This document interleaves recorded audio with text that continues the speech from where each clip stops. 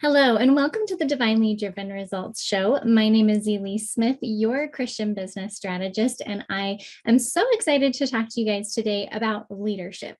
So I want you guys to ask yourself, do you have a virtual assistant or maybe other contractors or employees in your business that you feel like just aren't bought into what your goals and your vision for your business are? Now, it's not always their job, but it's great to have them on board. And maybe you are missing just a few pieces to be able to take your leadership skills to the next level so that you can be that leader with the vision that people follow. And so we know from the scriptures that without vision, people perish, and without good leaders, there aren't very good followers. And so I am so excited and completely honored to have our incredible guest here today, Hollie Whaley, who is going to talk to us about the 7 principles of leadership. So Hollie, tell us a little bit more about yourself and what you do. Sure. Thank you for having me. I'm really excited to be here today and share this. My name is Hollie Whaley, and I am an entrepreneur empowerment coach. So I work with aspiring and new entrepreneurs, or maybe entrepreneurs that have just kind of let it go and die down. And now they really want to start their business or rethink their business a little bit. So that's really where my wheelhouse is at. My husband and I both planted and launched a church. So we're pastoring together. And so leadership is key, right? And so that's where some of the leadership principles really God showed us how to manage leadership in that way, which also goes into our businesses. So yes. Isn't that amazing? The connection between ministry and business. I mean, it's so incredible. You can listen to our podcast or, probably what you're talking about, like any of these topics that come with business, it all has to do with being good leaders in ministry or building up a ministry as well. So what a great experience that God has given you to be able to prepare you for being an entrepreneur empowerment coach. I love that. Yes. So he great. has taken it all and used it for his glory. So it's exciting. Good. And I also love the fact that you have your 7 principles for business, because that is definitely our number here at Divinely Driven Results. So tell us, let's dive right into it. What is number 1? Yeah, sure. So I think what I like to do, I love to study Christ, the life of Christ, right? And really learn from him, because I think that Jesus really provided everything that we need and instruction on things. And so the first thing is he knew his purpose and his mission. Yeah. And I think as leaders, we don't articulate that well. And sometimes we don't know. We just want a group of people to follow us, but we have no direction. And I'm not sure how many people would really follow me if I said, hey, let's take a walk. And you said, where are we going? I don't know. Let's just go, right?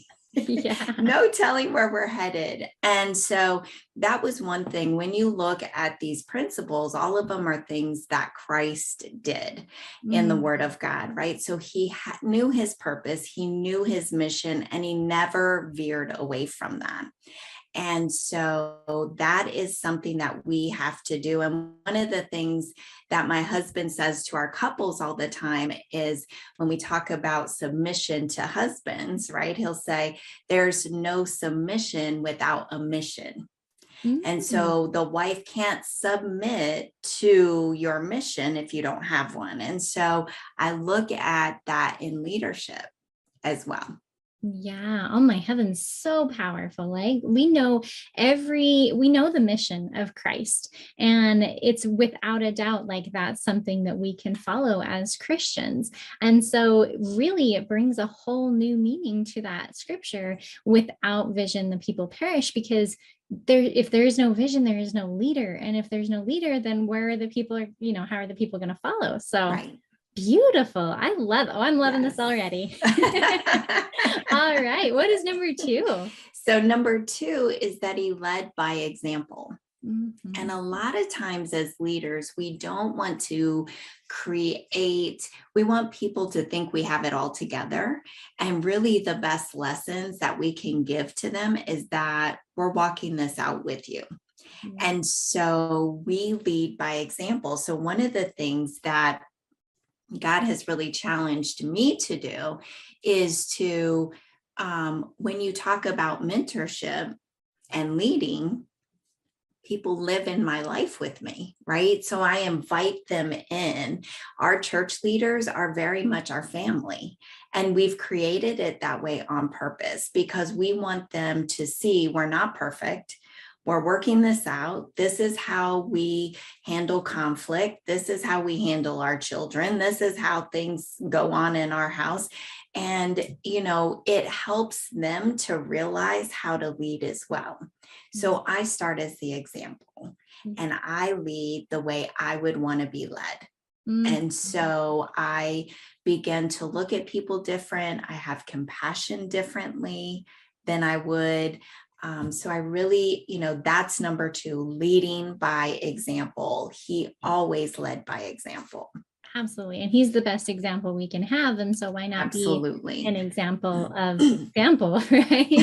Exactly. So I love that. And it makes me think, so we have an incredible sales team on Divinely Driven Results here. And the cool thing about it is that I, not to toot my own horn, but it's just part of our business, is that I prospect every day right along with my team. I may not be pulling the numbers they do, but I'm definitely in the weeds. And from a business strategy standpoint, it's good to do that. It's good to not lose touch of what's going on. And leading by example is such a powerful way to do that, because then you're not asking someone to do something you wouldn't do. And then you can get in the weeds and really figure out, what's working and what's not working, as opposed to just taking their word for it or feeling like, oh, they're just trying to get out of something or whatever, putting our opinions or viewpoints on them. So I love that. Yes. Leading by example and being the example of the example. Yes. Perfect. Absolutely.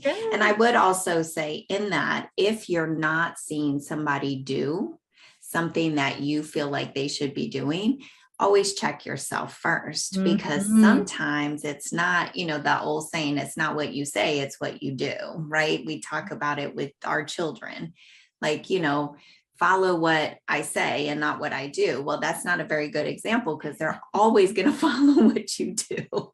Exactly. Right? Even if you don't want them to. Exactly. So always check that, check us first before. So. And we're the only person that we can control anyway. So why not start with us, right? Exactly. Love it. Okay. What is number 3? So number 3 is create a learning environment. So one thing that Jesus did as he sat with his disciples, everything was a learning opportunity. And a lot of times as leaders, we miss those opportunities because we think we need to lead from the front. But really, when you think about a shepherd, the shepherd always leads from behind. And that's how Jesus did, because he created these learnings for his disciples. And that's what we should be doing. We should be utilizing them as learning opportunities and promote, that type of continuous learning in ourselves and in our staff. Ooh, you gave me goosebumps when you said that, right? You just imagine the shepherd at the back of the sheep group, right? And just that concept of herding them along, but with love, not just saying like, you have to follow me. It's come follow me, but I'm still right there behind you to be able to help you with the decisions you're making and that kind of thing. So that's just, man, we could spend a whole hour talking about that one right there, right? We really could. I love it. How beautiful. Okay, I'm loving this. So number 4. So number 4 is encourage self-growth. And so that's what Jesus always did. When he called his disciples, he did not call them because they were already prepared. He called them because he saw potential in them. And that potential has to be continued self-growth.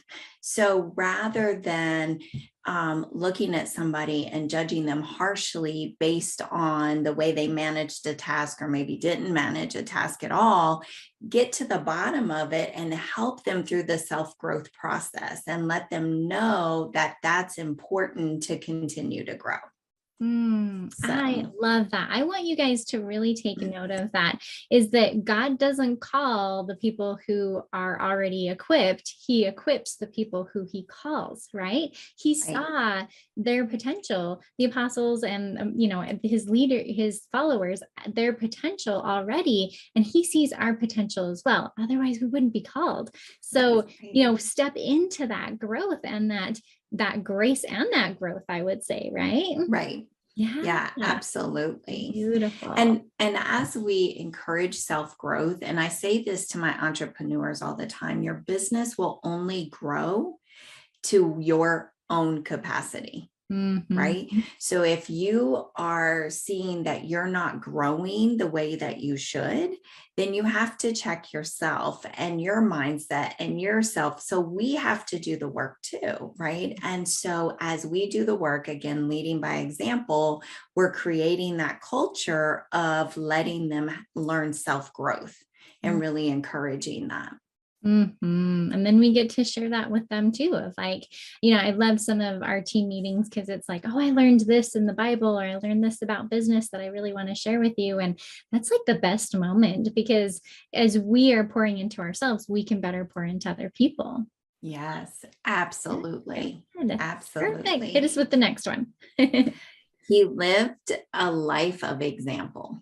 And so, this is similar to leading by example, but we can lead people by example and not be living a life of example. Wow. And so we need to make sure that our life aligns with what we're leading. And that's why it's so important for us to make sure, if you're not willing to let your leaders into your safe space, then you need to check your safe space, right? And understand what's going on. But he continually lived a life of example.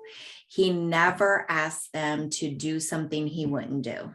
He always did it first. And so we have to understand that people want to see our entire life. And that also creates vulnerability in your team, which a lot of people don't want to talk about vulnerability. They're afraid of it, but it really builds a stronger team. When you can be vulnerable with one another, you find better solutions and you just have a better work environment. And I feel like that's what he did, as he lived by example. And he was so vulnerable. I mean, if you think about all of the different times in the scriptures where, he poured out his soul to his followers, I mean, that's what we should do. We need to be able to be that example of vulnerability and help people to connect with us. And then I think they also kind of almost overlook our shortcomings, as we all have, right? Yes. Then when they get to know us a little bit more. And I think that's so different than some of what the world teaches, especially in the corporate world, is that you have your personal life and you have your work life, or even your personal and your business, and neither the twain should meet, kind of thing. And so I think that it's so beautiful when people do let their guard down and they treat their employees or contractors or people on their team as family. It's powerful. Yeah. It is. It is. Good. Okay. What's our next one? The next one is he activated the gifts in others. And so a lot of times in business, and I've worked, in corporate arena before branching off into entrepreneurship for 25 years. So, it's kind of one of those environments that you say it's like a dog eat dog world, right? You're just trying to climb up somebody else's back, and it creates this animosity and just like bad work environment. But when you begin to activate the gifts in other people, you begin to see people move into their potential. You begin to see them lighten up, and it just gets exciting. And so Jesus did that. He began to activate the gifts that the disciples at times didn't even know they had, right? It was their character, it's who I am. But really, it was a gift God was activating to say, this is going to be used for my glory down the road. And when we begin to lead and engage people and activate those gifts inside of them, then they're going to stay because they're going to feel fulfilled. And so that is something, particularly right now with the way things are going and people are leaving their jobs and all of that. Employee engagement is huge. And a lot of it is because it's always been about what the employee can give to you instead of what are you doing for the employee. And Jesus never looked at it or made them feel like this is what you're doing for me. It was always about, here's what I'm doing for you as you follow me, right? The end result was always about us. And so when you begin to make the end result about your team and activate those gifts, they're going to stay, they're going to be engaged, they're going to believe that they can do it, and they'll be better employees. Oh, I love that, because it goes with what we teach in the concept of sales of don't just think about what's in it for me, think about what's in it for them. And it's the exact same thing with leadership, is that you can stand out as a leader by focusing on and pouring in to your followers. And this doesn't have to be just employees. This can be your audience. This can be, followers on Instagram, like whatever this can be for you, or even in your ministry. So powerful. So can you give us a quick recap on how many the steps that we have right now? So we have 6 steps so far, and that is, he knew his purpose and mission, right? So we need to know our purpose and mission, or some would call it strategic leadership, right? We need to have that, which is number 1. Number 2, he led by example. So leading your people the way you want to be led, be the example. Number 3 is creating a learning environment. So he always believed in creating a learning environment. He encouraged self-growth, which is number 4. So encourage self-growth. And then number 5, he lived a life of example. So not just leading by example, but actually living a life of example. And then number 6, activating the gifts inside others. Yeah. And so it's so exciting. Good. Well, I hope you guys all wrote those down so that we can go to number 7. So number 7 is he genuinely cared for his people. And I feel like that's where we lack a lot, is that there's genuine care for your people when they have to call out sick, when they have a situation at home, that you really care about that. You don't care about the business. And it's not that you don't care about the business, but make them feel that they're the priority.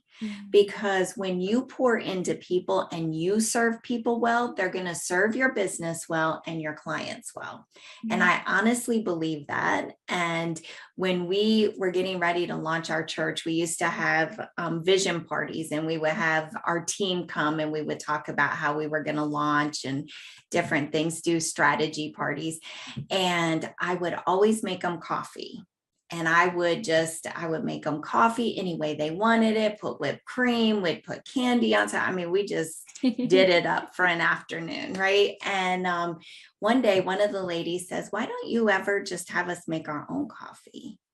And I said, because as I serve you well, you'll serve others well, whether it's coffee or any other way, right? But God really showed me as I was making coffee, it just started that I was making coffee, right? But God began to show me in that as you care for them and you serve them with your heart, they're going to replicate that and they'll serve well. And so he genuinely cared about his people. And that's what we need to do. And I think that's key. And then once we do that, they'll move with the vision, right? Because as you mentioned before, you have to write the vision and make it plain. And I always think it's very interesting because a lot of times we think the vision is for us, but the vision isn't for us at all. The vision is casted for the others to take it, hold on to it, and run with it. Right? Because he said, make it plain so that they can run with it. So it's about getting your employees engaged and running with your vision by ensuring you're doing these 7 steps. Ooh, golden nuggets everywhere. As we serve them, they will serve others even better. Like, oh my heavens, we've only just scratched the surface on these 7. And so I'm sorry to kind of rush through that really quick. And I hope you guys were taking furious notes because holy cow, that can absolutely change your business and the way that we look at leadership. So thank you so much, Hollie, for just pouring out your beautiful spirit and your amazing knowledge and experience that you've been able to get through your ministry and business and all of that. So tell us, if people want to know more about what you're up to and where to find you, where can they do so? Sure. So I have a face group book that's called Entrepreneurs Empowering Entrepreneurs. And so you can come over to Facebook and follow me there. You can reach me at my website, which is www.khlifecoaching.com. Awesome. Beautiful, beautiful. Yes. So that was Entrepreneurs Empowering Entrepreneurs is your Facebook group, right? Yes. Awesome. Well, definitely go check it out. As you can see, she has so much to offer her amazing audience. I bet she is an incredible leader in and of herself. So we can we can watch her example of what she's doing as well. Hollie, thank you so much for being on the show today. Oh, thank you for having me. It's been a pleasure. Of course. We will see you guys next time on Divinely Driven Results. And if you want more of these great tips and tricks on how to grow your business in the Lord's way, also check out our Facebook group called Faithful Ladypreneurs. Bye, ladies.